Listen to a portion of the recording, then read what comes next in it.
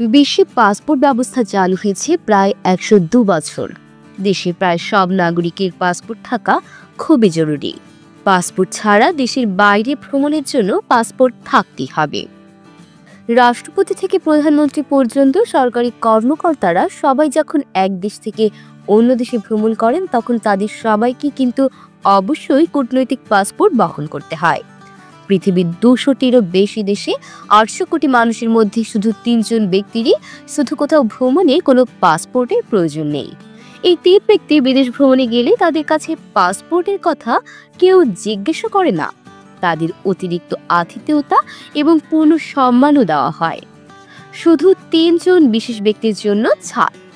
বিশ্বের কোথাও ভ্রমণ করার জন্য কখনোই কোনো পাসপোর্টের প্রয়োজন নেই এমন ৩ জন বিশেষ ব্যক্তি কারা, চলুন জেনে নেওয়া যাক। ব্রিটেনের রাজা, জাপানের রাজা এবং রানীর এই সুবিধা রয়েছে। চার্লস ব্রিটেনের রাজা হওয়ার আগে রানী এলিজাবেথের হাতে এই সুবিধা ছিল। চার্লস ব্রিটেনের রাজা হওয়ার পর তার সেক্রেটারি তার দেশের পররাষ্ট্র দপ্তরের মাধ্যমে সব দেশে একটি নথিবার্তা পাঠান। চার্লস যেহেতু এখন ব্রিটেনের রাজা, তাই তাকে সম্মানের সঙ্গে বিভিন্ন জায়গায় যাতায়াতের অনুমতি দেওয়া হোক। এতে যেন কোনো প্রতিবন্ধকতা না থাকে, এর পাশাপাশি প্রোটোকলের দিকেও খেয়াল রাখতে হবে।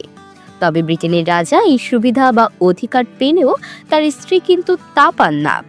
এলিজাবেথ যখন রানী ছিলেন তখন তিনি এই পাসপোর্ট পাওয়ার বিশেষ সুযোগ পেয়েছিলেন। তবে তার স্বামী প্রিন্স ফিলিপের ছিল কূটনৈতিক পাসপোর্ট। ব্রিটেনে প্রথম সম্মান দেওয়া হয় রাজকীয় সিংহাসনে বসা ব্যক্তিকে। এখন মনে প্রশ্ন আসতে পারে, কেন এই ৩ জন বিশেষ এই সুবিধা পান? জাপানিদের ভিসা ফ্রি প্রবেশাধিকার আছে ১৯৩টি দেশে। বিশ্বের সবচেয়ে শক্তিশালী পাসপোর্ট জাপানের রয়েছে।